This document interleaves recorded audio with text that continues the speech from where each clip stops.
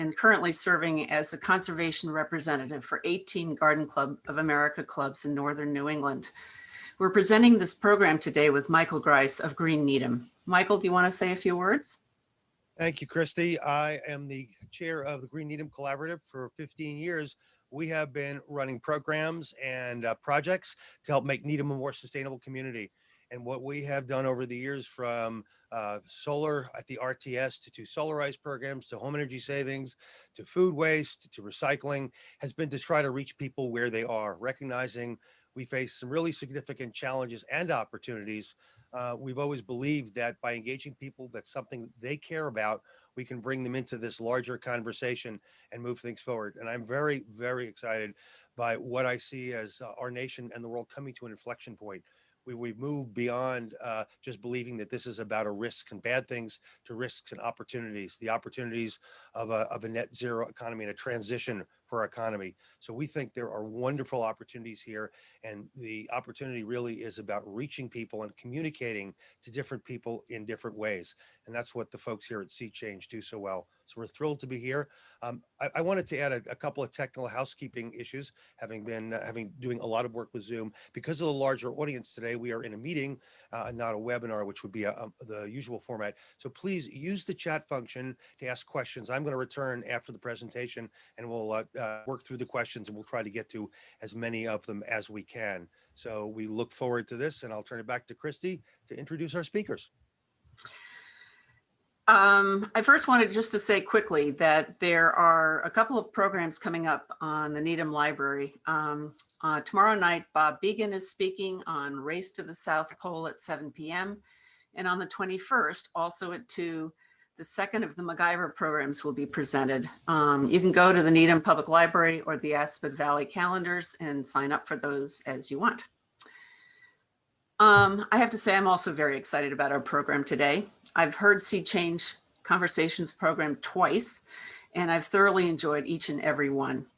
Founded in 2014 by one of our presenters, Kathleen Biggins, and several other women from Princeton, New Jersey, Sea Change Conversations is a nonprofit dedicated to promoting productive, nonpartisan discussion about the science and effects of climate change. They seek to address a common problem. Many people are uncomfortable talking about climate change because they are either uncertain of the facts and uncomfortable with a politically charged conversation. A New Orleans native, Kathleen graduated from the University of Virginia and also studied international relations at the Albert Lewin University in Freiburg, Germany as a Rotary Scholar. She was a reporter at her hometown newspaper, the Times-Picayune, and co-host of an internet radio show that explores environmental issues in the greater Delaware Valley. Kathleen also worked at Ogilvy Mather Advertising Agency in New York City and at QLM Marketing.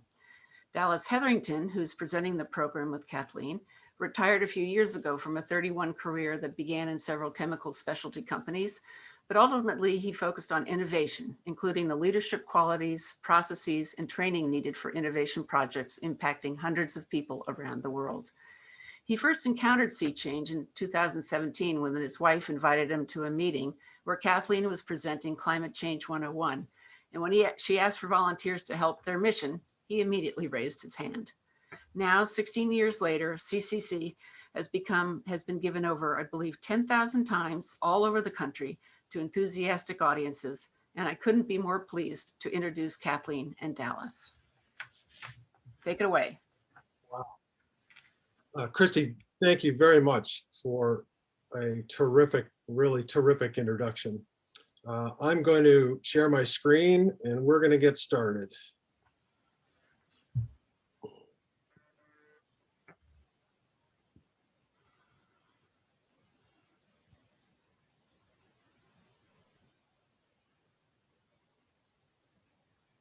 Getting there.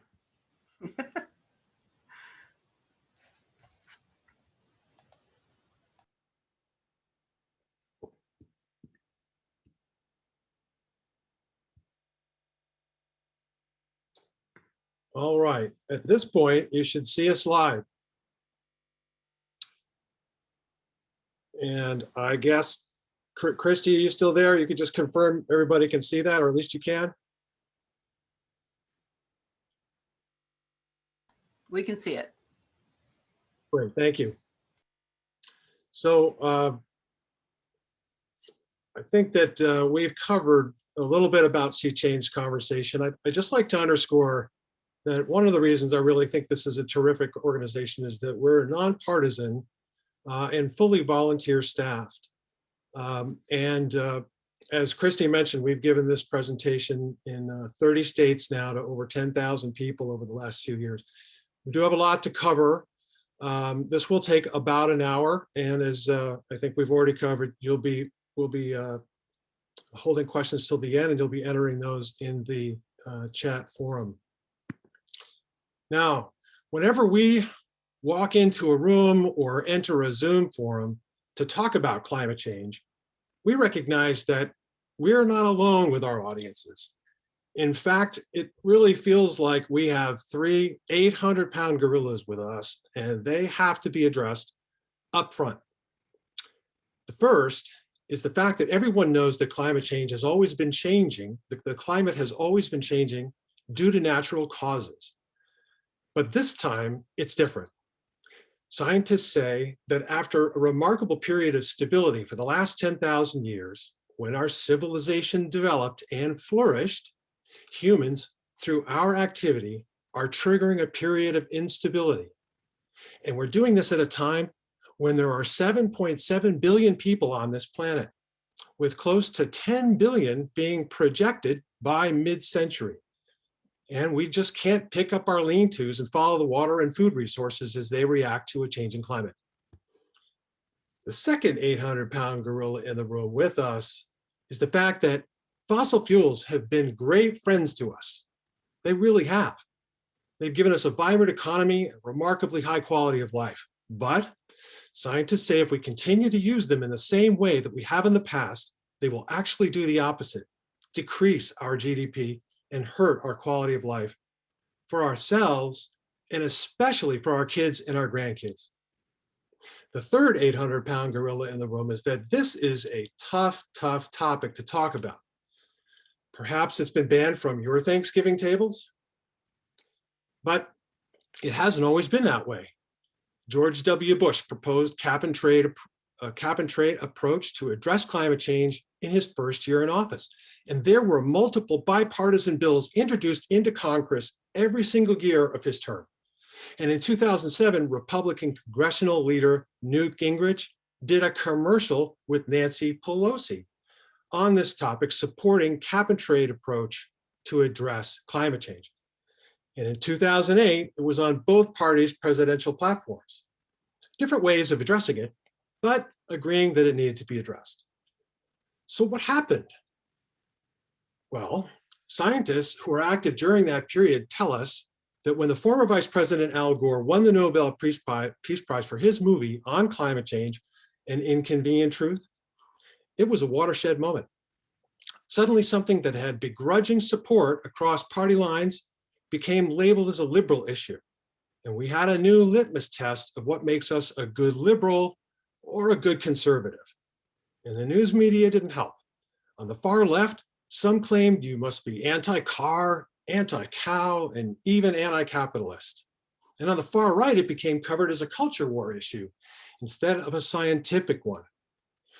Research shows that in 2006, 50% of Fox News coverage said climate change was real. But by 2009, 90% said it was a hoax. The topic had become radioactive. Fast forward to today, and the polls show that most Americans understand that climate change is happening. A strong majority understand that it's being influenced by human activities. But what Americans across the spectrum report is that they don't understand how it will impact them personally and why there's such urgency to address it. And that's what this presentation today is designed to help clarify. Now, we're not scientists at Sea Change Conversations, but we have worked very closely with scientists and energy policy experts to develop this presentation for you. It's been reviewed by climate scientists, in fact, from Rutgers, Duke, Tufts, Princeton, and Yale for scientific accuracy. We also follow a group out of Yale called the Yale Program on Climate Change Communication. They identified 5 key questions that Americans across the political spectrum have about climate change. And we used those 5 questions to structure this presentation. So what are those 5 questions? first is, how do we know that it's real? The second is, how do we know that it's us? The third is, what do scientists think? The fourth is it dangerous? And the fifth is there hope? Let's dive right in. So with the first question, how do we know it's real? Well, the basic physics of how climate change works has been well understood for over a century, and it is in fact non-controversial. So let's go over it quickly to refresh. The sun's energy hits the planet's surface. Some solar energy is absorbed, but much of it ricochets back off towards space, but at a slightly different wavelength. Some of that ricocheting energy is partially captured and re-radiated back towards Earth by greenhouse gases, which make up less than 1% of our atmosphere. These greenhouse gases are primarily carbon dioxide, methane, nitrous oxide, and water vapor. Without those gases, we would have a frozen planet. When we create more of those gases by burning fossil fuels, they simply capture more energy and re-radiate more back to Earth, warming our planet more and adding more energy to our climate systems. Another way to look at this is in terms of the carbon dioxide cycle, which is how nature stores carbon dioxide between the Earth, the oceans, and the atmosphere. Today, we are upsetting that balance through burning fossil fuels. Let's consider what fossil fuels are. They're bits of plant and animal matter that died millions of years ago. They got silted over, and with time and heat and pressure, they turned into pools of carbon, which today we call fossil fuels. Humans came along and said, very rich in energy, very portable. I'm going to use this. I'm going to use it to heat my home, power my transportation, factories, and I'm going to build my economy. And we really did. And life was really good. But now think about what we were unwittingly doing. We were taking carbon that nature has sequestered deep underground that had been pulled out of this cycle over millions and millions of years, and then pumping it up into the atmosphere at the alarmingly fast rate now of around 40 billion with a B tons of carbon every single year, much faster than the rate at which nature would be adding it normally, naturally.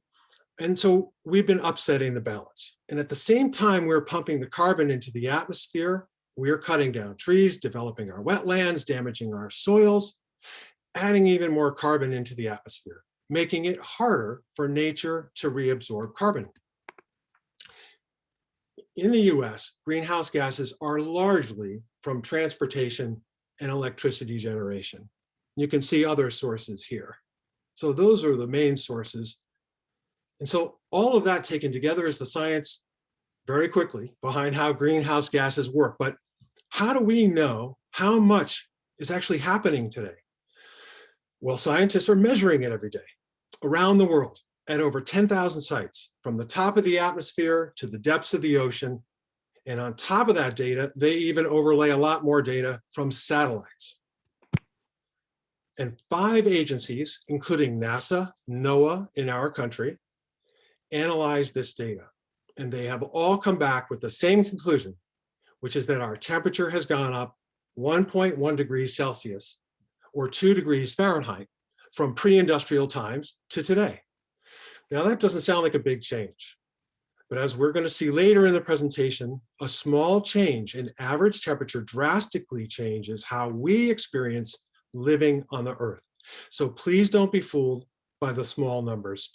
Small numbers matter.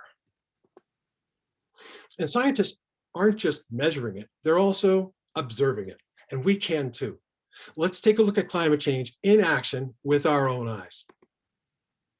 Take a look at this NOAA graphic. It's showing how ice is disappearing from the Arctic Ocean. This shows the older ice, which is white, leaching out of the ocean and melting away. It's being replaced by open water and immature ice, which is depicted in dark blue and blue. As you can see in this time series, which runs from 1990 to today, we are losing vast amounts of white, mature ice. This is important because the white, mature ice was very reflective. So when the solar energy came in, more of it was getting sent back into outer space. This white ice acted like a windshield reflector at the top of the Earth, protecting the Earth. And scientists say we have lost that protective screen. Now, the darker immature ice and dark open water allow more of the sun's energy to be absorbed by the Earth than ever before, further pushing up our temperatures. And the ice isn't just in the water, but it's also on land. Again, we can see climate change in action with our own eyes. Take a look at these pictures of the Muir Glacier in Alaska, taken from the exact same place, the exact same time of year, but 60 years apart. Looks like a totally different planet, right? We also know climate change is real because we can measure changes in our atmosphere over time. Paleoclimatologists can, among other things, pull up ice cores that are 800,000 years old. And in those ice cores, there are little air pockets trapped by frozen snow. And those air pockets can be analyzed for carbon levels. And what do these records tell us? They tell us that we are in uncharted territory. We have more carbon dioxide in our air today than at any point in the last 800,000 years. Modern humans, in fact, have never lived on the planet when CO2 levels were this high. Let's take a closer look. For the past 800,000 years, carbon dioxide parts per million oscillated between 150 and 300. This was through the natural cycles the Earth goes through, from ice age to thaw, ice age to thaw. Then in 1910, not long ago, we broke out of that natural pattern and we crossed 300 parts per million. And according to NOAA, in January of 2021, just last month, we reached 415.5 parts per million. Scientists say if we continue on a business as usual emissions scenario, we could reach almost 1,000 parts per million by the end of this century. And because we know that carbon dioxide and temperature have historically always moved in lockstep, that carbon dioxide can last in the atmosphere for over 1,000 years, it means the carbon we have been putting out today will impact future generations as far out as we can see. So let's move to our second question in the presentation. How do we know it's us? The first answer is because we understand the physics. We know we are putting carbon in the air by burning fossil fuels. And in fact, we have 43% more carbon dioxide in the air than at pre-industrial times. And we know that adding greenhouse gases into the atmosphere will warm the planet up. Then the question is, how much is nature doing versus man? Because nature adds it too. The discipline of atmospheric chemistry allows scientists to analyze the different carbon dioxide molecules to see which ones were put into the atmosphere by human activities and which ones were put there through natural occurrences.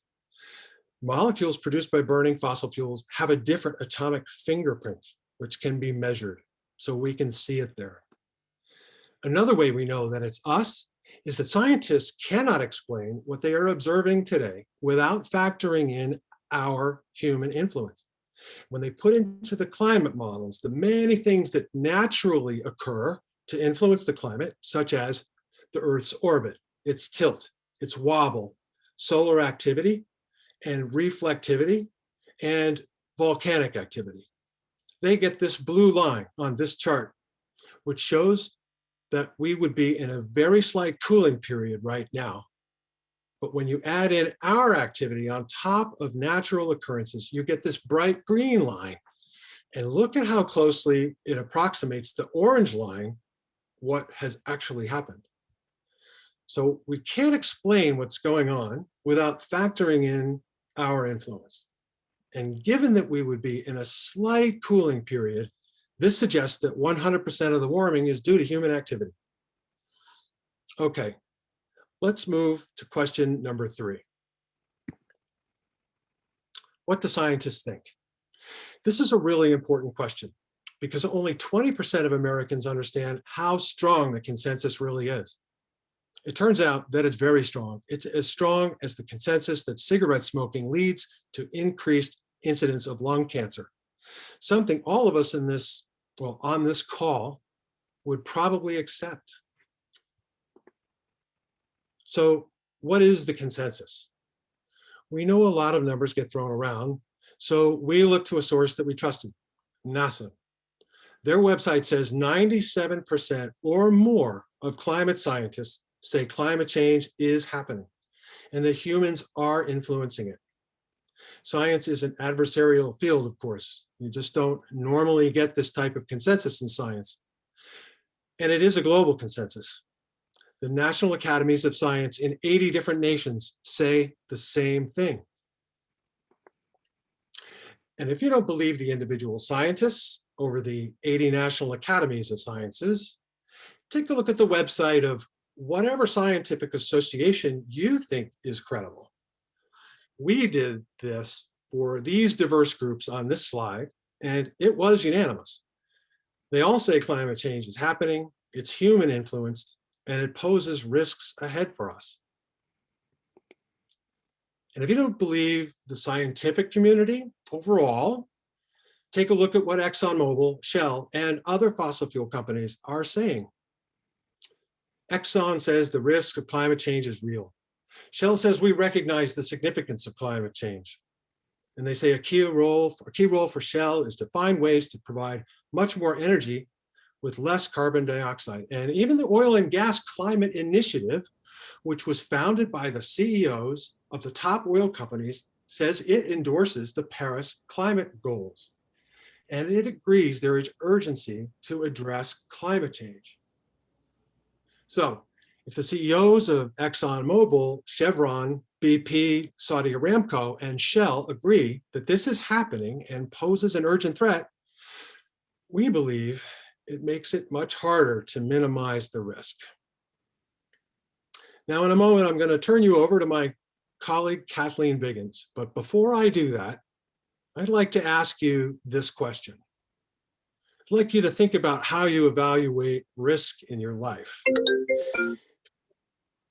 If you're like many of us, you divided risk into three parts. The first part is, how likely is it to happen? And well, we just heard that 97% of climate scientists say it's happening, and we just saw the Arctic melting away. So I think we can check the first box. Yes, we know that this is happening. The second part of a risk assessment is, what are the consequences if it comes to pass? And do I want to live with those consequences, or are they something that I should avoid at all costs? Third part of the risk assessment is, how difficult or expensive is it to avoid the risk? I'm hoping that most of you, or maybe all of you, would agree with that.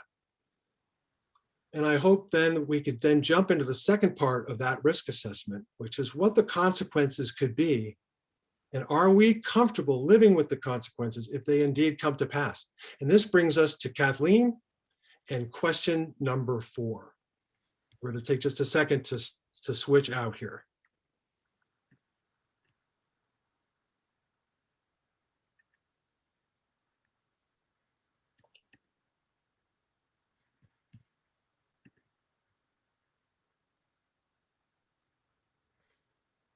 I believe that worked from my side. It did, Dallas. That should be fine. Oh, goodness, guys. I am so sorry. I just hit play from start, so you're going to have to go through super quickly instead of play from the slide. So you'll have a little bit of a review of what you just saw. Here we go. There we go. So as Dallas, can you hear me? It's all good? Okay. Yes. All right, so let's jump right into this question, is it dangerous? And focus on this slide, which I believe is kind of the most important slide in the presentation because it really shows the big picture. So to orient you, on the bottom, we have time from today going back 20,000 years. And on the y-axis, we have temperature from about 8 or 9 degrees colder to about 11 degrees warmer. The yellow line is average global temperature, and the white are just kind of milestones for reference points. So as you can see, 20,000 years ago, we were at the end of an ice age. There was a mile of ice on top of Manhattan, and much of North America was uninhabitable. And then over about 9,000 years, nature moderated, bringing the temperature up to what it has more or less been for the last 10,000 years as our civilization has flourished. And that is an average temperature around 60 degrees Fahrenheit. And we should note that that's a temperature that the Earth hasn't been at very often in its long history. But when we hit that 60 degrees Fahrenheit, we had the emergence of agriculture. We had our culture establishing itself in Mesopotamia. And then as you see that little hill, that was the medieval warming period when the Vikings were actually able to grow vegetables in Greenland. And then the divot, perhaps a degree and a half, that was a little ice age that caused so much deprivation and was just a small change in temperature, yet led to great food shortages, upheaval, and desperation. And then you see the temperature goes up and away, landing somewhere between 3.6 and 10.8 degrees Fahrenheit by the end of this century, depending on the decisions that we made. So let's think about that.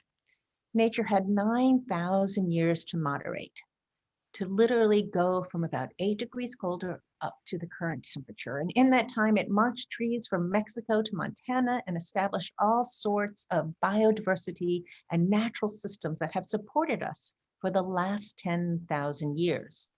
And now we are potentially triggering close to the same delta in 100 years. And that is scary, right? And that is what pulled all of the world together. All the nations of the world came together and said, we can't go to those high numbers. We have to stay down low at that 3.6 degrees Fahrenheit, which corresponds to a 2 degrees Celsius that we hear about in the press, or even better, a 1.5 degrees Celsius, because at those levels, we think we can handle what nature will throw at us. We can mitigate and we can adapt. But above that, we're not so sure. So what are the changes that experts expect to these natural systems with climate change? Well, we're going to go through them quickly, but before we do, I'd like to ask you to look at each of them through 3 specific lenses. The first lens is, how will it impact your jobs and the economy of your area? The second is, how will it impact your health and personal security? And the third is, how will it impact your exposure to geopolitical stability or instability, which we experience as civil chaos, refugee flows, or even terrorism?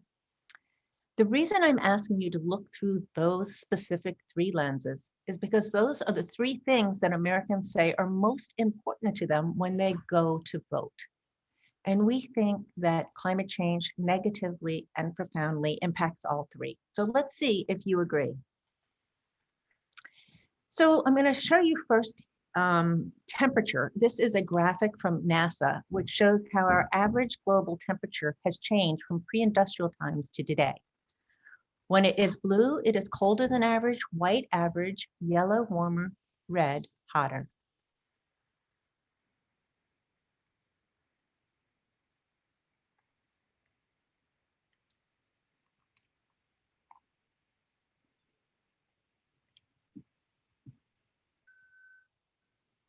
As you can see at the end, the red really comes crescendoing in. And that's because we aren't just breaking records, we're really shattering them. Take a look at it reflected in a bar graph, and I think it becomes even more stark. And you can see that the natural variability ended early in the 1900s, and we have warmed consistently since then. In fact, the 10 hottest years ever recorded have all been since 2005, and last year, 2020, tied as the hottest year ever. But what does that mean for us in the future? Well, for one thing, it means that for our grandkids or our kids, at the end of this century, our summers are going to be a lot hotter. This is an average of 26 different climate models, so it's not just taking the worst case scenario, but it predicts that if we continue on our current emissions path, your summers will feel like summers in Miami, Florida. And more concerning is something called danger days. These are days when the heat and humidity together average above 105 degrees, and our bodies really just can't sweat efficiently to cool ourselves down. We know what these days are like. We hear that it's dangerous to be outside for work or recreation. We have to take care of our pets, our young people, our elderly. They're really lost days. Now, we don't have that many up by you, but it is projected to have almost half a month by mid-century, so it's increasing. But where it really is concerning is in some of our most favorite cities down south, places like Houston and New Orleans, or even Orlando or Miami, places who have their economies booming and their populations growing. So let's take a minute to think about those three lenses that we spoke about. What do you think will happen to the jobs and economy if in many of these markets, they're expected to have 3 or even more months of danger days? Well, we know that productivity goes down as heat goes up. We know that agricultural yield goes down as heat goes up. We know that all sorts of transportation issues arise as heat goes up. And we know that they will need to build more infrastructure to keep their population safe. And much of that infrastructure begins to degrade more quickly in high heat. So clear hits to jobs and economy. What about that second one? What about health and personal security? Well, we know that heat exacerbates lung and heart disease. And we may know that higher heat is also correlated with higher levels of crime. But what most of us don't know is that heat is the #1 weather killer, more than hurricanes, volcanoes, anything else. So clear hits to our health and personal security. But what about that third one? What could scientists mean about that? How could heat impact our geopolitical stability? Well, as hot as it is expected to be here in these parts of the country, it's expected to be even hotter further south, which means that we can expect many parts in Central America to become much less habitable. And experts warned that we could see refugee flows and migration pressures unlike any we had seen before. And interestingly, they also say there will be disruption within our own country as people leave the southern states to return to the northern states because the economies will be stronger in the north. So clear disruption ahead. But it's not just in our country, it's all over the world. This is a projection from NASA, which again took a look at how hot the hottest parts of the world would be if we continue on our current trajectory. And you can see that in places like Northern Africa and the Middle East, it's projected that the average temperatures in the summer would be above 113 degrees Fahrenheit. That is the cool of the night averaged in with the heat of the day. So the Earth never really gets to cool down, which is so deadly to so many species. And if you think that the Syrian refugee crisis was caused by 5 million people being displaced by their civil war, imagine what kind of pressures will be on the northern climes in Northern Europe when large swaths of heavily populated areas become much less habitable. And that may seem far away, but in fact, last year, for the first time, scientists said for slivers of time in places like Pakistan and India, and even on our own Gulf Coast, we were hitting temperatures and humidity levels that were so high that a human being out in it for an extended period of time would find it fatal, even if they were resting under a tree. Now, for now, it's just little bits of time, but scientists expect that to expand soon. So we are hitting a place that humans have never experienced before, and it's coming sooner than we had hoped. Let's move quickly to food. This is from the World Resource Institute. Everything in red shows where we would have a crop decline as we get up to a 3 degrees Celsius increase. And the critical thing is that many of our most important crops, like corn and soy, have heat thresholds over which they begin to decline. And many of our bread baskets could be endangered as our temperatures go up. For example, corn and soy in the middle of our country is projected to be down as much as 80% as we go into the second part of the country if we continue on with our current path. So real ramifications for our food resources. And food isn't just on land, it's also in the water. When carbon dioxide mixes with ocean water, it turns it acidic, and the pH of our oceans are now about 30% more acidic than at the beginning of the Industrial Revolution. And this has terrible ramifications for creatures that make their shells out of calcium, which are many of our favorite foods, and also at the base of the marine chain for many of our favorite fish. We're also heating up the oceans, and this has a direct implication for our hurricanes, how they form, how ferocious they get, and where they go. And we're not just heating up the ocean to cause more hurricanes, that heat is also impacting our coral reefs. And coral reefs are the nurseries for 25% of all marine sea life. So we are clearly hampering future generations' ability to feed themselves if we continue on our current path. And now I'd like to point out something that Dallas alluded to earlier on this slide, which is that small numbers matter. The last International Panel on Climate Change report said that if we could keep our temperature increase to 1.5 degrees Celsius, we could potentially save 10 to 30% of our coral reefs. But if we go all the way up to 2 degrees Celsius, they project we will lose them all. So every smidgen of a degree is really worth fighting for. Let's move quickly to heavy rainstorms. I'm sure you can all identify with this picture because it's happening almost everywhere. And that's because warmer air holds more water vapor. So there's more water to come down in these heavy downpours. In fact, you can see from this graphic that it is indeed happening more all across the nation. Let's move quickly to snow because as we may have too much rain, we are having too little snow in many areas. And that's because the precipitation falls as rain later in the year and the snowpacks melt earlier in the spring. And that means there is less water for cities and farms who really need that water during the hot growing season. Another thing that is happening, which has direct implications for your state, is sea level rise. Sea level rise is a bit of a difficult one because we know a lot of it has been set into motion, but what we don't know is really how rapidly it will come and how much time we will have to react. So we've had about 8 inches of sea level rise since the Industrial Revolution, and that has come from glaciers melting, as we saw in earlier in the presentation, and also from oceans thermally expanding. Scientists project on a best case scenario, we could see 1.5 to 3 feet by the end of the century. On a worst case scenario, something like 8 feet. So if you think at 8 inches, we are seeing this kind of disruption up and down our coastline.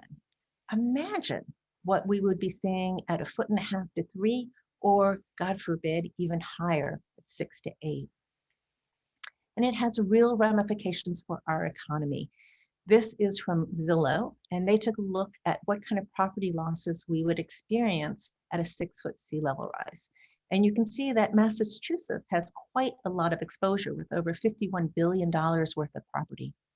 And again, this is property that's underwater, not just the property that could be harmed by storm surge and would be impacted as well. And it also doesn't include our infrastructure, our bridges, our roads, even our fiber optics. And when you put those into the mix, the projection of loss is as high as $2 trillion.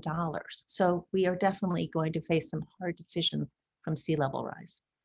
Let's move quickly to health. This is from the Center for Disease Control. They have a very robust site. I recommend it to you. But one of the things that surprised me was that they anticipate that asthma levels will skyrocket. And that's because pollen levels go up with CO2. And pollen is one of the major triggers for asthma, which is a major concern for our health budgets going forward. Climate change is also exacerbating wildfires. We know that forest management is very, very important, but we also know that the summer-like conditions are spreading so far through the year that it is tinder dry. And when that spark hits, it's much more likely to be more deadly and more expensive. Another thing that is getting more deadly and expensive are diseases from vectors. And this just shows that you guys have more days where mosquitoes are active than about 30 years ago, but, or I said 40 years ago. But for you guys, this number isn't so high. But according to the CDC, we have 3 times the number of disease from vectors over the last 30 years. So we are seeing it happen all over our country. And it's a major concern because it's bringing with it new diseases, right? Like Zika and Chagas. And alarmingly, it's also bringing back some old diseases like malaria, which is something that we eradicated in our country back in the 1900s. And you can see from this graphic in the red that we are anticipating having malaria back on our Gulf Coast and up our Atlantic coast. The CDC also mentions that they anticipate mass population movement and international conflict directly from climate change. And that's because when you put these stressors on places with poor governance or weak institution, it can obviously lead to chaos. And it's not just the CDC who says it, but it's also our own national security apparatus, the Department of Defense, who wrote to Congress in 2016, climate change is an urgent and growing threat to our national security, contributing to increased natural disasters, refugee flows, and conflicts over basic resources such as food and water.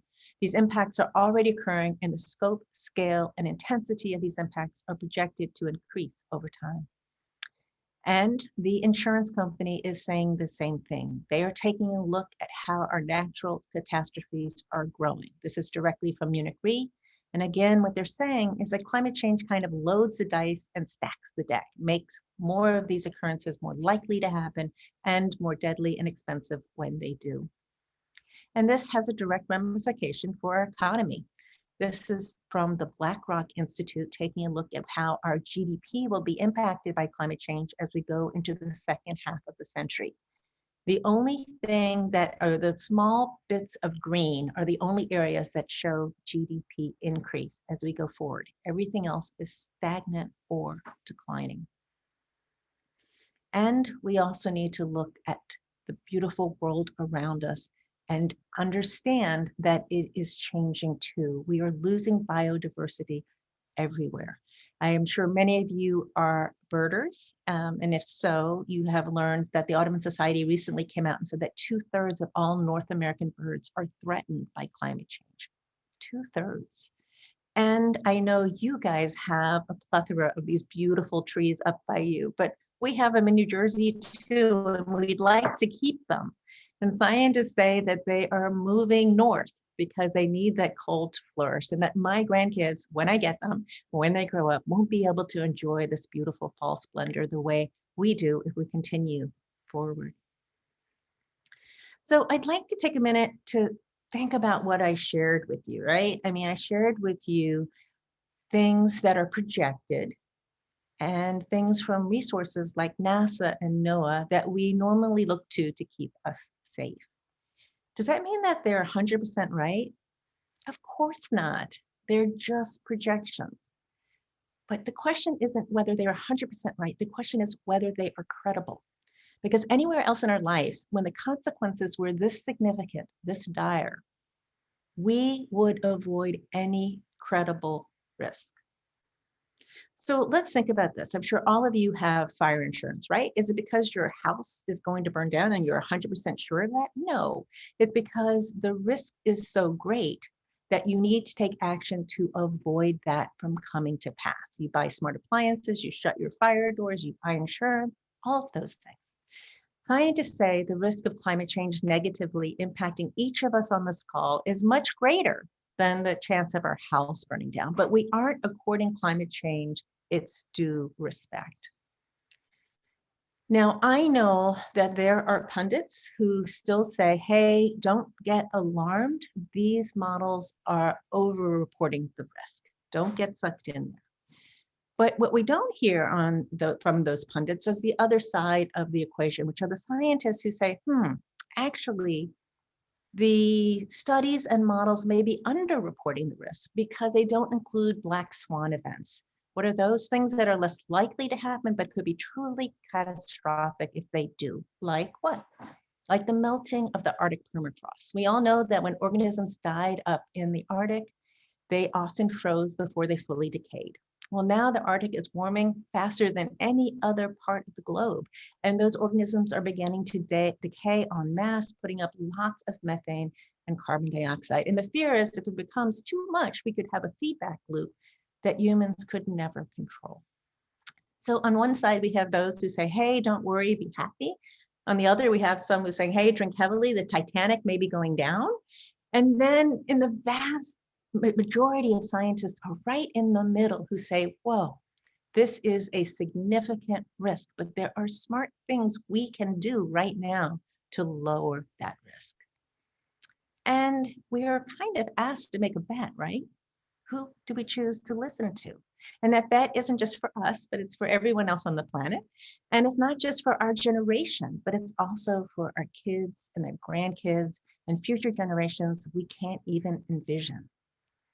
And the question really is what would a prudent person do?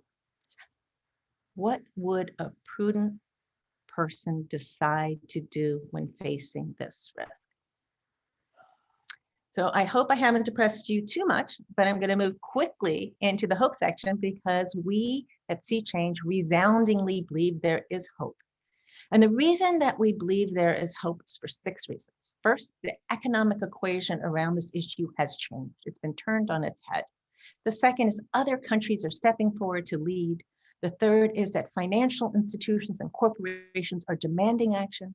The fourth is that new technology is on the horizon. Fifth, the power of nature. And sixth, the fact that America is becoming less divided on this issue. So let's jump into that first one. What do I mean by the economic equation has changed? Well, I think we all know the old economic equation, which was that climate change may hit far off generations and far off places, and it's more important that we protect our economy today than worry about something that could happen in the future. The new equation is quite different. The new equation is we as taxpayers are paying for climate change right now out of our own pockets, and it's going to get more expensive rapidly. And at the same time, the cost to protecting ourselves by moving to a lower carbon economy has dropped so rapidly, it makes sense to do whether you believe in climate change or not. So how are we paying for climate change as taxpayers? Well, we're paying to repair from all of these exacerbated natural disasters, but we're also paying to prepare for what nature is throwing at us. $14.5 billion for the Great Wall of Louisiana, $3.2 billion to help Miami stay a bit higher for a little longer. And New York City is thinking about a $125 billion seawall to protect its harbor. So real numbers. And meanwhile, the cost of moving, as I said, has dropped so quickly that it makes sense to do so. So take a look at this chart, which is from Lazard. And what it shows us is on an apples to apples basis, right? Without subsidies, that the cheapest new form of power generation today, wind and solar. Gas is much more expensive, coal even more, and then nuclear. That is a game changer. And that decline in cost has come so much faster than most people anticipated. And importantly, the decline in cost of batteries has also come down. Batteries have come down 89% in the last decade, which means that that wind and solar can run even when the wind isn't blowing and the sun isn't shining, which is again, kind of a game changer. And what that means is using wind and solar and storage as kind of the cornerstone. There are many different paths that will enable us to get to net zero by 2050. And importantly, there were several studies that have recently come out that show we would be spending the exact same amount as we currently do in the energy sector. So it's reallocating dollars that we already put to there in a way that will keep us safe. And importantly, that there are lots of different ways we can spend those dollars, right? There are those that might be more conservative in outlook, those that are more in the middle, and those that would be deemed more liberal. And I want to call out the one at the bottom that's carbon tax and rebate, because that's one that James Baker, George Shultz, and Hank Paulson have called out as a conservative way to address climate change by using market principles. And a lot of economists have chimed in on that one as well. But it's not that we don't have a lot of ways of solving this issue, is that we haven't been willing to put the puzzle pieces together yet. And as we do move those puzzle pieces, we will find that we are growing jobs. And that is because a dollar spent on fossil fuels today creates fewer jobs because it has become so automated. And we create more jobs if we spend that dollar in the new low carbon economy. As you can see from this graphic, already in power generation, almost 3/4 of jobs now come from non-fossil fuels. Again, a game changer. And what this means is because of economics alone, states and utilities are embracing renewables and are moving very, very rapidly. It's happening in Georgia, it's happening in Texas, it's happening in Nebraska, it's happening in Iowa, it's happening in Nevada. In fact, in Florida, they are building the world's largest battery to supplement their solar efforts. So real changes are happening solely because of economics. The second reason that we're so hopeful is the fact that other countries are pushing forward to lead the way. Today, over 110 countries, plus some states and cities in the United States, have all pledged to become carbon neutral by mid-century, and that represents 70% of our global GDP. Europe perhaps has been the poster child of moving forward, and they have adopted what they call their version of a Green New Deal. And it includes many things that we could learn from. The first is to support innovation and new technologies. The second, to roll out cleaner transportation. The third, to decarbonize the electricity sector. Fourth, to increase building efficiency. And the fifth, to support international goals and foster cooperation. And the reason I think that one is so important, because I think we learned such an important lesson from COVID of what we can accomplish when we work together instead of competing against each other, and recognize we're all in it together and we benefit when we put our efforts in tandem. Now, one of the things that we had on that list was clean transportation or electrified transportation. And I know we've been hearing quite a lot about this. Of course, GM just announced that they are shifting over by 2035. 13 countries have banned diesel and in combustion engine cars, and the country of California has followed suit. But the reason they are doing that is because the cost of batteries are coming down so quickly that some say by 2023 and others say by 2025, a combustion engine car will be more expensive to buy than an electric vehicle. And that's because really they are batteries on wheels, right? And that means there's very little for, sorry, they're digging the snow right out. Can you hear that? Can you hear? Okay, they came to dig the snow out, I'm so sorry.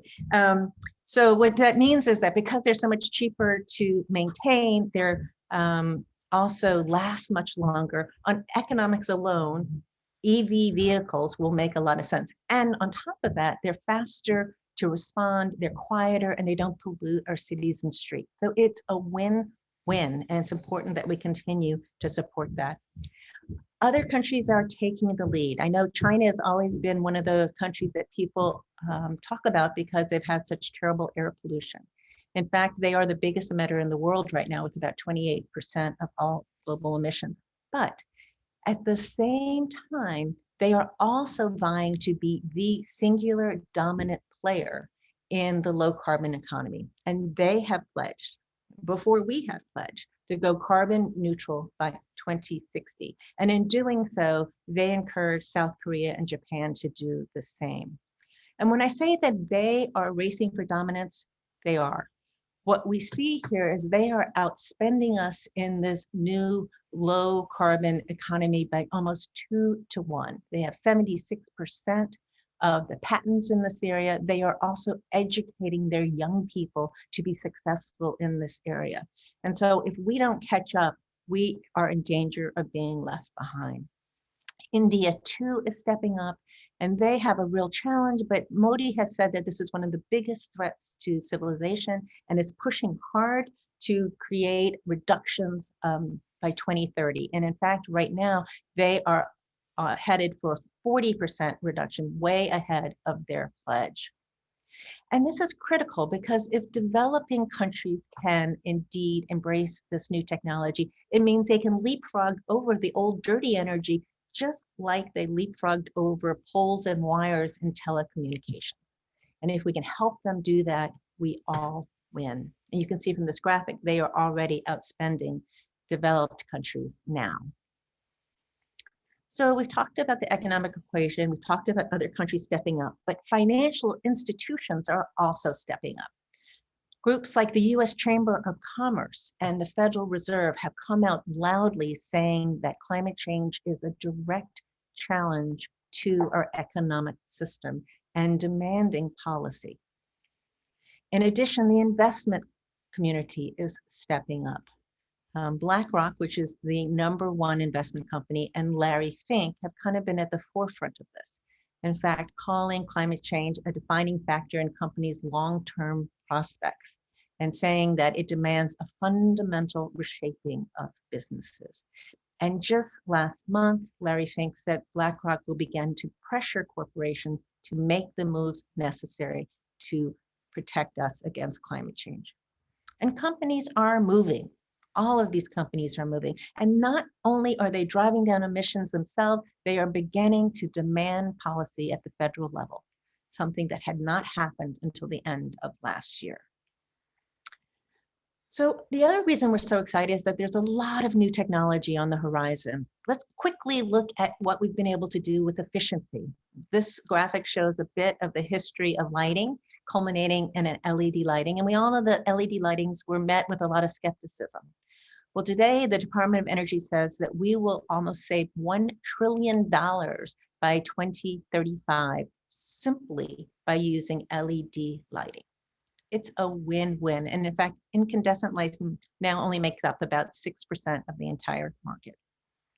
We also know that we have to do a lot to modernize and decarbonize our grid. Our grid is so antiquated. It's just like the road system was before Eisenhower built the highway system.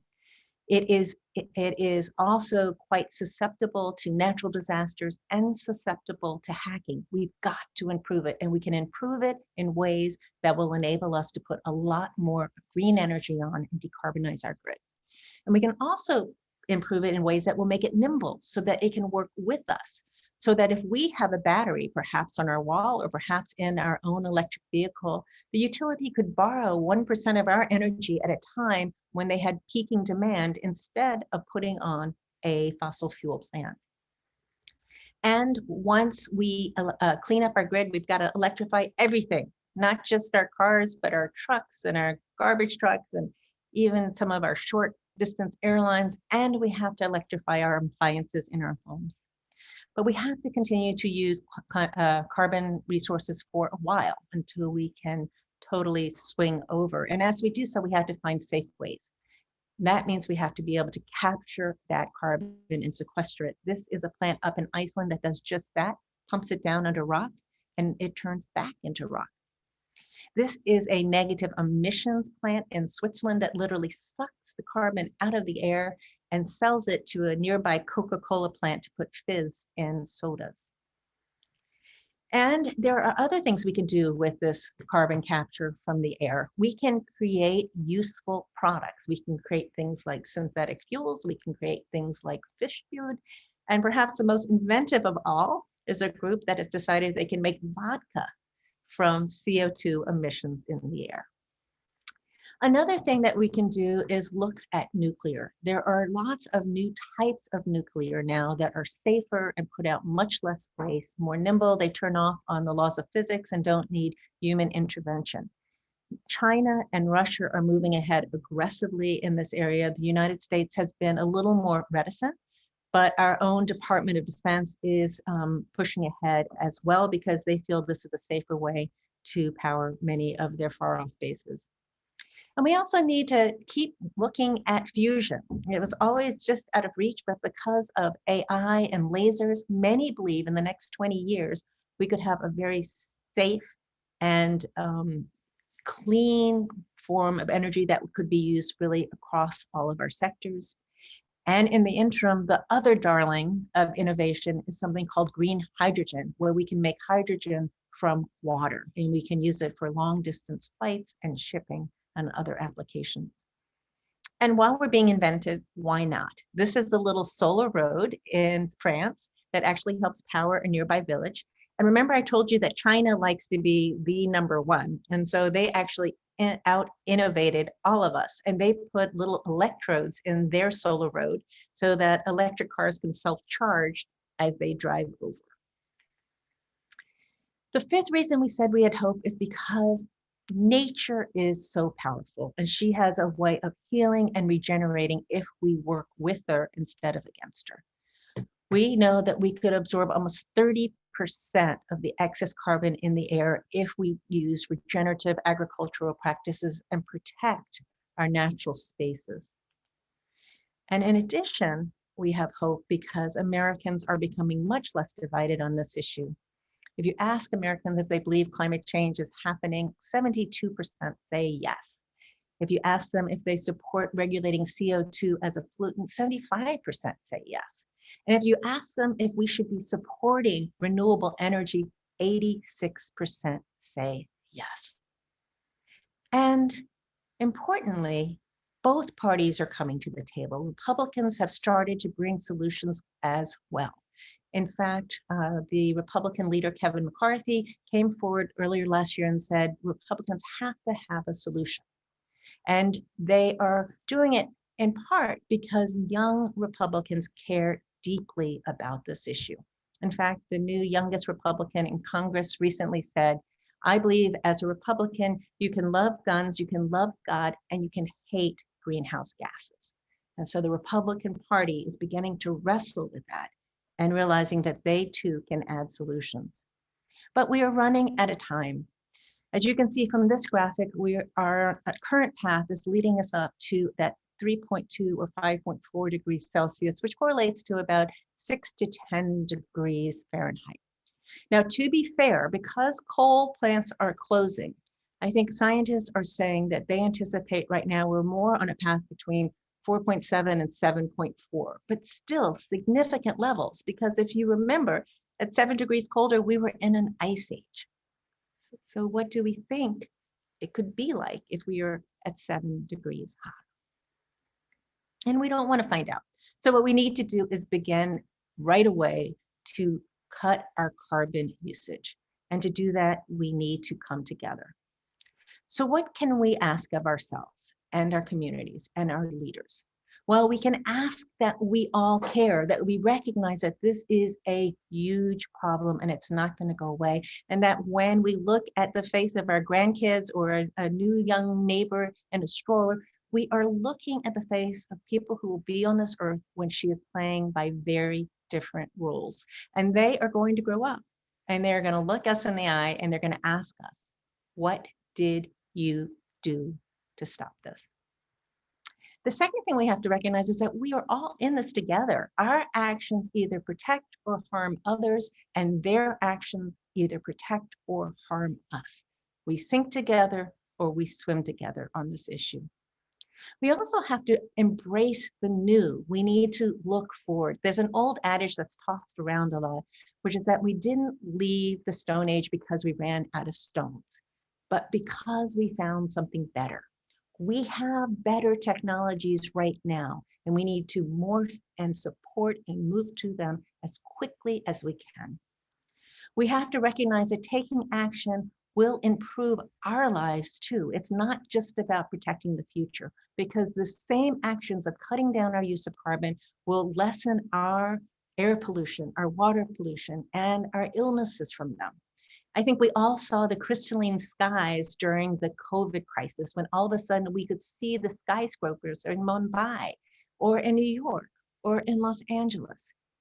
We can have that again, and we shouldn't lose sight of what we are paying in our environment by using these old fossil fuels.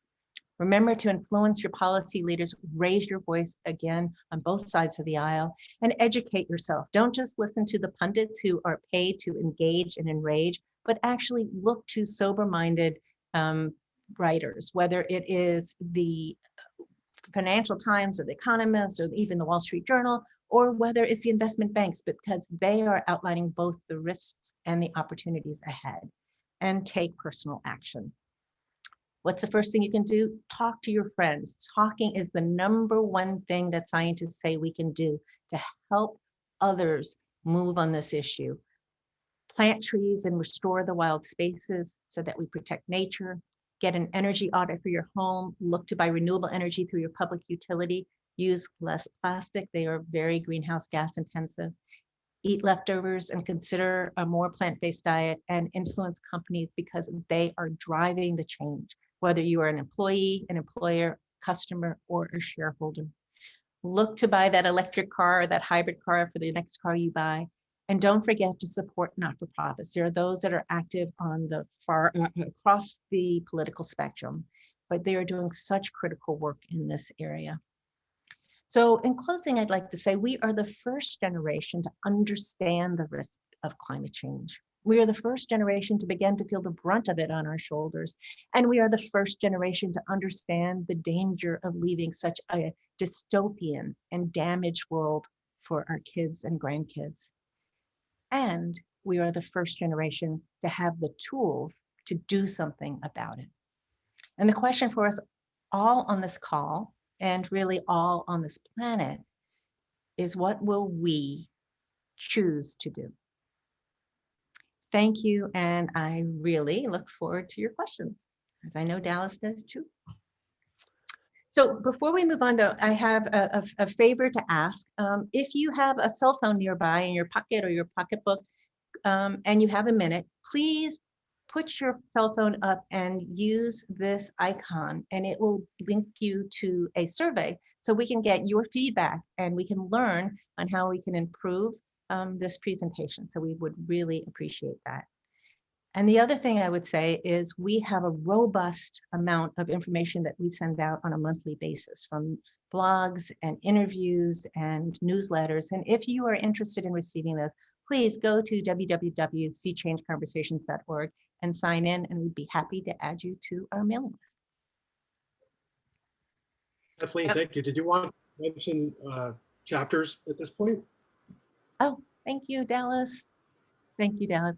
So one of the other things we're doing is starting chapters of Sea Change around the country to help continue this conversation.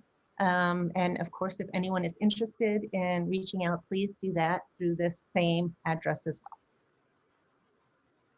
Thank you so much, Kathleen and Dallas. That was fantastic. As someone who spends my days working kind of in that last section, the There Is Hope section on sustainable investing, financial institutions, the other countries, and the economic equations, I can tell you this is certainly the most compact presentation I've ever seen that actually captures everything from the very beginning to the very end. I mean, it's the presentation I think I wish I could have created.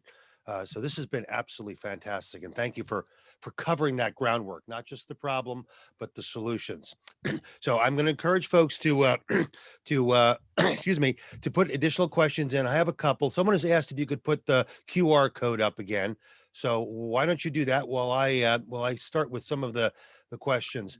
I'm going to actually bring in one that came in early, and I'm going to make a comment about it and then turn it over to you, which is about reaching carbon neutrality and continued use of fossil fuels, sections or industries that continue to need fossil fuels. Will those things all be able to be replaced? And I'm going to turn it to you, but I will observe that in this space, this is like everything else that we're doing. We start with the easier ones, we move to the harder ones. And the harder ones that you referenced a little bit later on are things like jet fuels, where you're talking about hydrogen, industrial processes and plastics. And there is work going on all along the spectrum. We may not ever eliminate all products of fossil fuels, but the overwhelming majority can absolutely be eliminated. And I'll turn it to either Dallas or Kathleen if you want to add to that question. Dallas, you want to go or you want me to go? Your choice.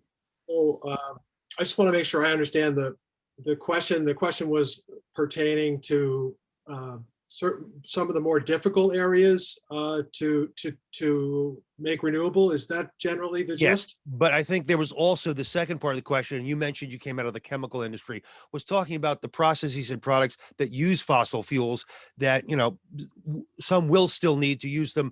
Will they need to use them for a period? Will they need to use them forever? Is it innovation dependent, and so on?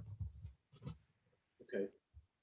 Yeah, so I'll just start. For me, there's no quick flip over to going to renewable energy for the chemical industry, for example, in much the ways that nobody's going to be shutting down, in my humble opinion, petrochemical facilities or in fact oil production.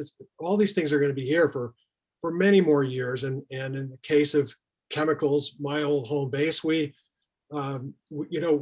still are going to need and want plastics, and we're going to want steel, and we're not going to want to give up our way of life, frankly.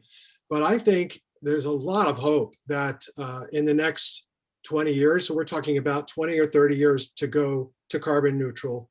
By 2050, it's just under 30 years now.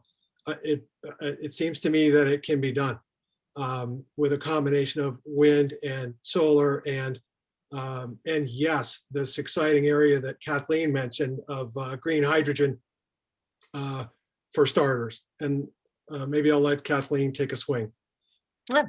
So yeah, so I'll agree with exactly what you said. I think when we listen to a lot of the experts, they say we have the ability right now with technology in hand to get somewhere between 70 and 80% of the way there. But that 20% is going to be a hard mountain to climb. And it is called net zero because they do anticipate we are probably going to be taking some carbon out of the air. And quite honestly, to stay at the safe levels, we are going to have to absorb, whether it's using trees and natural services or whether it's through things like we saw with direct air capture. And there's a lot of investment and thought going into that. I think that we all have to remember, though, that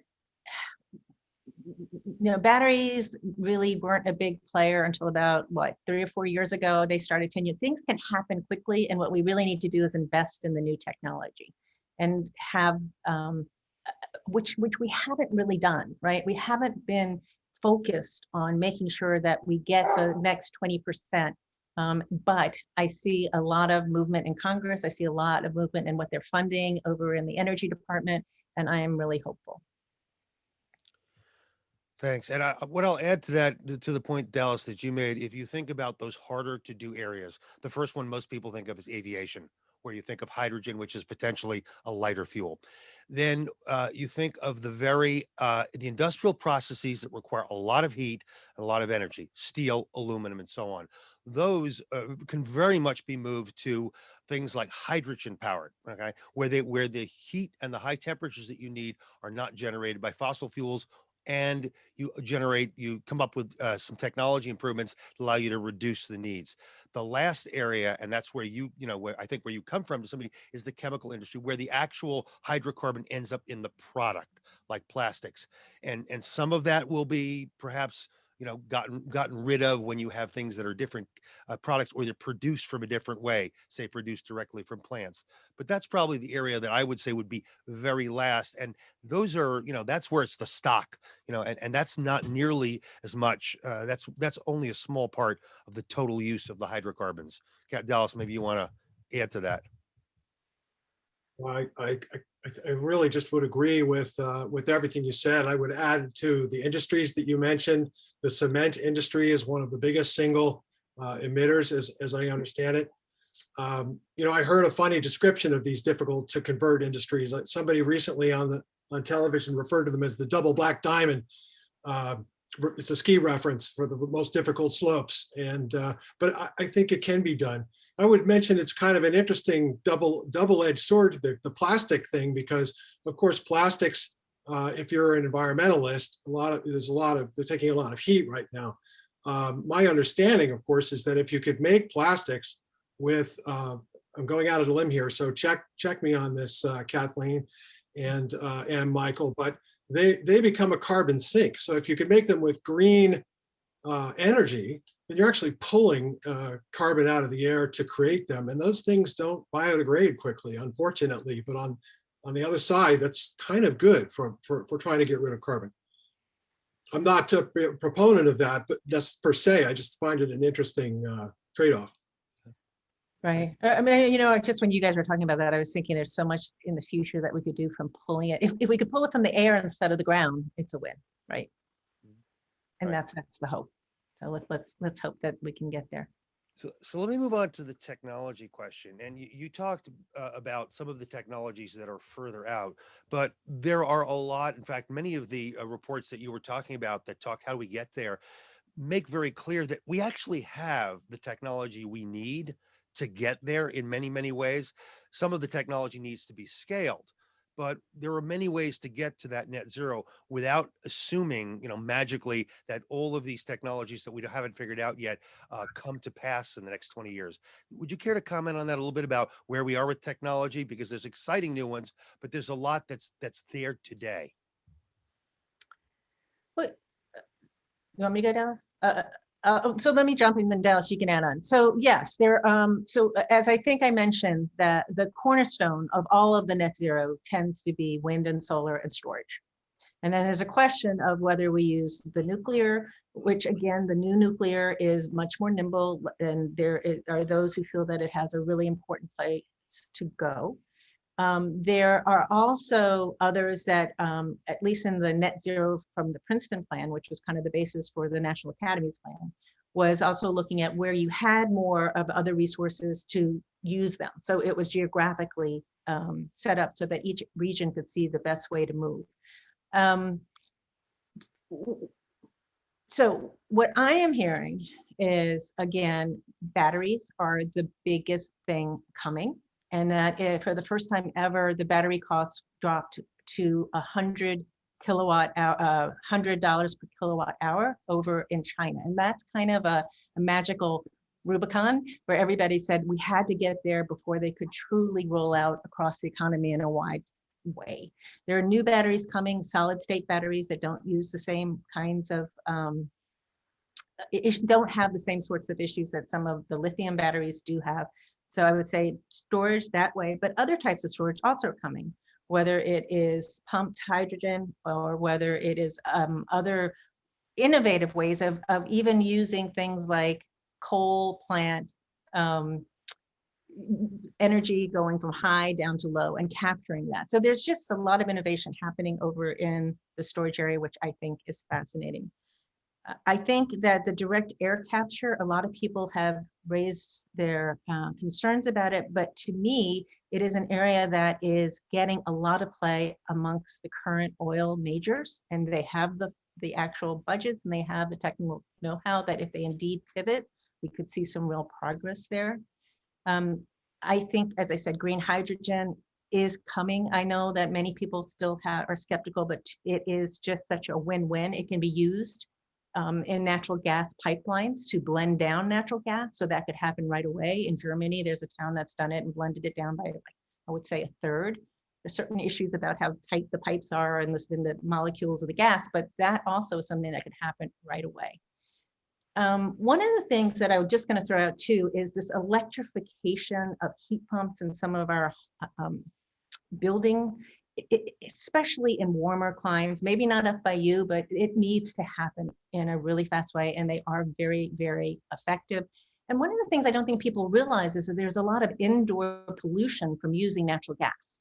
And so if you have a natural gas for heat or for cooking, it is not as safe. It's not natural gas, it's really methane. So, I think the idea that we get people to think about how we warm and electrify our homes is a place that we're going to see a lot of movement in as well. So Dallas, you want to add to that? Let me just add that one thing I found interesting is that, of course, as we've said, we're going to need petroleum, fossil fuels for quite some time. And we need to prioritize short term. One of the biggest things we can do is phase out the coal-based energy production because it's the dirtiest. It's also not that cost effective anymore. And then if you do that quickly, as many states are already doing, and you start to replace that with, for example, solar or wind, because the battery technology is not quite yet where it needs to be for really broad, successful deployment, you still need a way to provide energy during either peak demand or at night or when there's just not a lot of storage available. And so we will need to rely on something called a peaking plant. So a natural gas driven, cleaner energy peaking plant, which is designed to kick in when the wind is not available or the solar is not available. So the broader point is that there are going to be some things that we're going to start to do in the next few years that may not be the solution we end up with in 2050, but they're still nevertheless really impactful and helpful to addressing climate change. Okay, I'm going to jump in there, Dallas. The problem with the peaking plants, which are happening, and in the South, they are building them left and right, and you are absolutely right, because they don't believe in it. And what they're saying is the North is going to come down when they need the energy, and they're going to take it from us, and we're going to have it. Because there's just, and the thing is that that's only going to happen like 5% of the time. And if we can get these other more nimble grid things, then those peaking plants that they're building right now have 30-year lives, and they are getting themselves stuck in the old by not being prepared by the new, by acting too quickly. And your mindset is right, but I'm just saying the other thing I want to add is that Morgan Stanley just had a report this last day or week or two that they projected that coal will be out of the system by 2033. And I thought that was amazing. Happening very quickly. To your point, Kathleen, the peaking plants, even themselves, are no longer as economical to build, because by its nature, as you said, it only is used a few days a year. And to spend that much money building something that's only used a few days a year, you have to get an incredibly high price when you do use it. And that's becoming less and less common as battery, as storage, as demand reduction are used in our electric grid. There just aren't enough days that they can run those plants to make them economical to build. So they, those will start to go away as well. But they get paid just Yep, to be on standby, right? That's correct. Yeah. And when they're used, they get paid an inordinately large amount for the power they generate on those days. And that's not going to happen if you have other alternatives. If you can bring storage online, if you can reduce demand by the way people basically reduce their reducing appliances, right? Reducing your use, you won't need the peak. And if you don't need the peak and you're not going to pay those gas plants to run, they won't be able to be built and financed. So that's, I think we're going to see that sooner rather than later. I hope so. Yeah, But to Dallas's point, it is happening, and it's happening throughout the South right now. And it's kind of mind-boggling, because they're just not seeing this issue, that their utilities aren't necessarily seeing this issue as you just described it. So speaking of people who aren't seeing the issue, one question was raised, and I hear this a lot in others, is, you look at a country like China, where they're still building coal mines, where they say these things and they have a cap and trade program, but a lot of, I guess, question, uncertainty. Do they really mean it? And are they really going to do it? What's your answer to that? Does that come up in your conversations?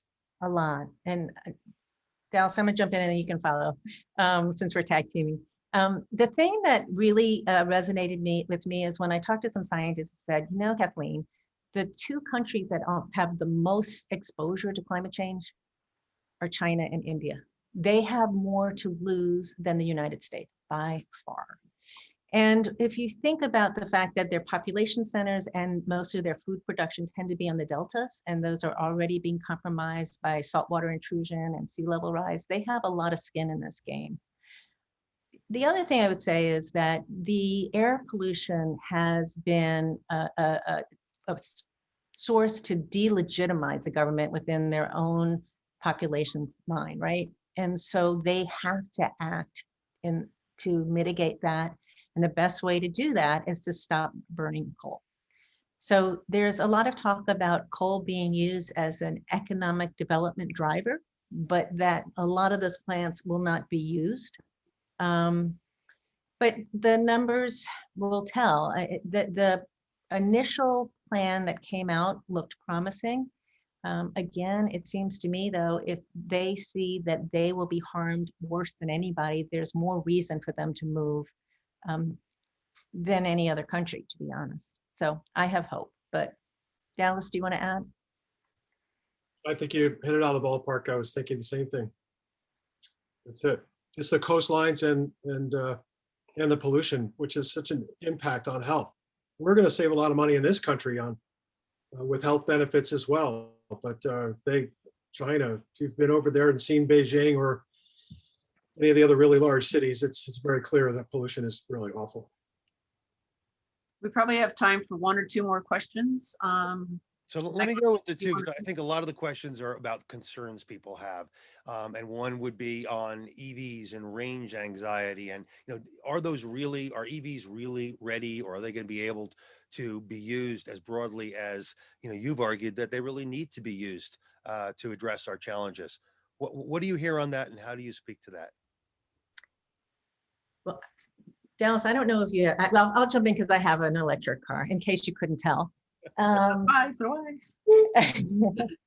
So, I mean, right now it's so simple. You plug in it at night, and in the morning I have 250 miles to roam the planet. And if I have to go someplace, I hit it into the computer and it says, this is where you need to charge. It lets me know. It maps it out for me. It's not that big a deal. It is probably a bigger deal in some parts of the country. And the networks are not built out the way they need to be, right? So we need to really invest in the charging structure, and we are seeing a lot of places do that, both at the state level and now at the federal level. And of course, if all of our government cars are going to be EVs, we're going to have a lot more opportunity to charge them. The other thing I will say is that will be true. There are some real challenges in apartment buildings, in city centers, where it's a little harder for you to have your own plug-in the way I do, right? You know, when I plug it in every night. But there will be some other ways around it, and we have to support this. The other thing I will say is that batteries are getting a lot better. They're looking at some batteries that charge at 500 miles per charge. So once we continue to improve the batteries, that is going to be even a lesser problem. What about storage? What about recycling batteries? There's a lot of questions about what do you do with the wind rotors that get, broken, or the batteries that run out of juice. Or all the recycling. How do we recycle all these wonderful new technologies that we are now building, using at scale? But they are. I mean, they're already recycling those batteries, because what happens is, I think it's like when it comes down 8 to 10%, you can no longer use it for a car, but that battery is still good. And so they use it in places like Mexico to keep their Coca-Cola things going and cold. I mean, they reuse these. They use them in places that use it for battery storage of energy. So these things have other lives. That said, the materials inside of them are very important and are precious, and we have to do a better job at recycling them when they do use up their life. And I think there are a lot of people focused on that. I'm not saying that it's a free ride. I'm just saying it's a much better ride than in a combustion car. Dallas, do you want to add? My first electric car, it was a test market car in 2011. It only got 95 miles range. It was a Mini Cooper. I don't own an electric car now, but we're coming up on needing a new car in the next 18 months. And for sure it will be electric because it's just going to be, for me, workable with what I need to do. But it's a personal thing. And there's a cost issue still, which I think is going to go away in the next couple of years. And what I mean by that is that Teslas are expensive, and there are a few other cars out there, but there are going to be a flood of them in the next, just based on announcements from Ford and GM and all the other international car producers.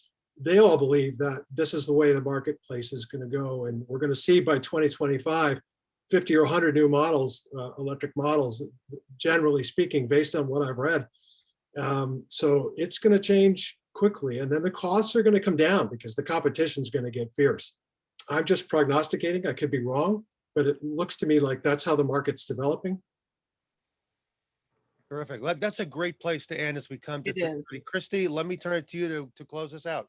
All right. First of all, I want to thank Dallas and Kathleen. I mean, you guys did an incredible job. This is a great presentation. We've had several people ask to find it later online, which I will certainly be happy to make sure that you do that. I also just want to do a quick reminder that there are several other programs at the Needham Public Library. And the Friends of the Public Library will be hosting Franklin King IV on March 26th, also at 2 p.m., talking about psychedelic drugs and their use in medical purposes for treating addictions and severe depression. Should be pretty interesting. So thank you all very much for joining us, and we'll see you next time. Wonderful. Thank you. Take care.